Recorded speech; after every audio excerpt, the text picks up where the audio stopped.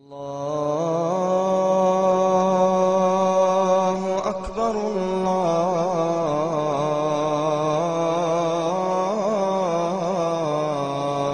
أكبر. Au nom de Dieu, le tout clément, le tout miséricordieux. Paix et bénédiction soient sur tous ces prophètes et sur Mohammed, le dernier des prophètes.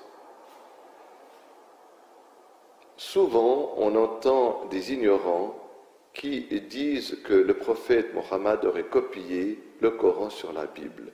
Or, si la source est la même de tous ces livres divins et qu'on peut trouver des ressemblances dans les histoires qui y sont racontées, nous trouvons cependant des différences de grande importance. Comme par exemple, dans le récit que je vais vous citer dans la Bible et dans le Coran, vous allez apprendre que Dieu mange, selon la Bible, une grande différence avec le Coran. Je cite dans le livre de la Genèse, au chapitre 18, « Le Seigneur apparut à Abraham, et il aperçut 3 hommes, et courut à leur rencontre, se prosterna à terre et dit, « Mon Seigneur, si j'ai pu trouver grâce à tes yeux, veuille ne pas passer loin de ton serviteur. » Et Abraham fit préparer un veau et du pain, et le leur présenta, et ils en mangèrent.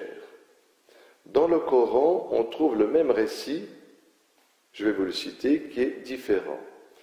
T'est-il, ô Mohammed, parvenu le récit des honorables hôtes d'Abraham?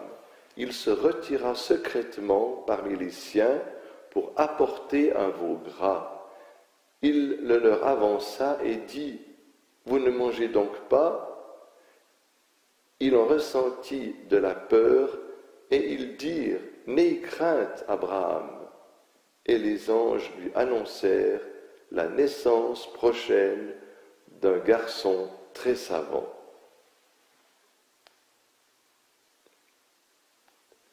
Dans la sourate Les ouragans, sourate numéro 51, au verset 24 à 28, vous remarquerez la différence entre ces 2 récits. Le verset biblique nous présente Dieu comme un homme qui mange, tandis que le Saint-Coran nous dit que ce sont 3 anges qui ne consomment aucune nourriture. Dieu dit aussi dans la même sourate, « Je n'ai créé les djinns et les hommes que pour m'adorer. Je n'exige d'eux aucune subsistance. Je n'exige pas qu'ils me nourrissent.